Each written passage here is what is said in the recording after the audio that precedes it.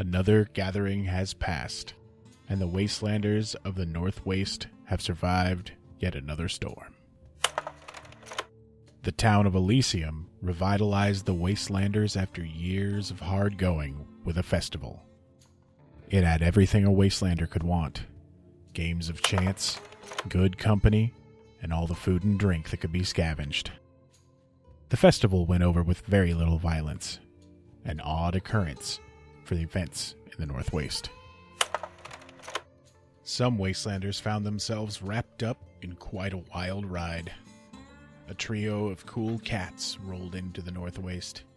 JJ, Zita, and Hotshot sorted out the squares from those who had real Gamma Dragon style. Some even mastered the lean. Largely ignored by the wastelanders, nothing at all is known about the anomaly in the wasteland. It continues to strangely interact with the physical world, completely unchecked. The anomaly grows in power, intensity, and mystery.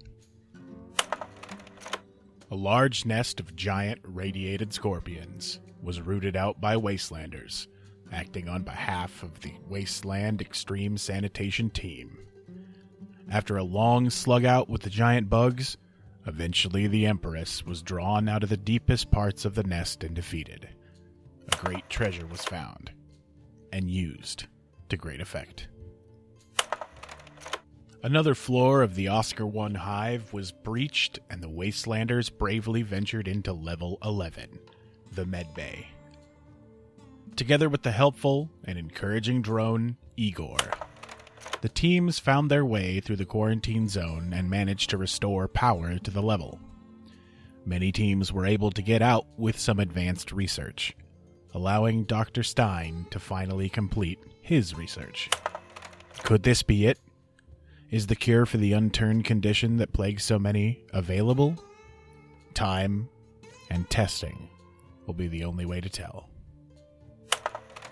The forces of King Malik of the Rain from the lands of the Misery Basin thundered into the North Waste.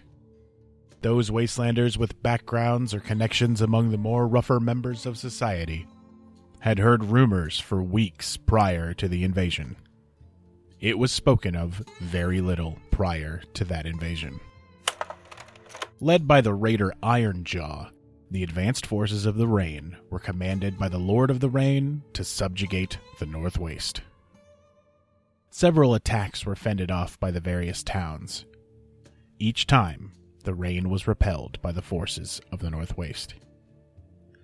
In a final push, Ironjaw's forces managed to conquer and hold the town of Hell's Stand for a short time after it was abandoned by its inhabitants. A combined force of wastelanders from Vertex and Elysium were ultimately able to trick Ironjaw into letting his guard down by offering him a one-on-one fight and then attacking him as a group instead.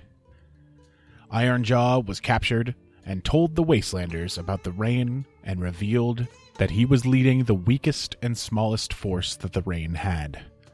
Their position as the initial strike force was a punishment.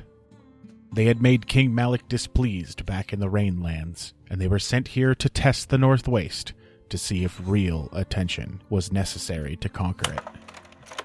Ironjaw made a deal for his life, and the Wastelanders who had captured him accepted that deal. What will come of Ironjaw's release? Will the Rain return? That is a tale that is yet to be told.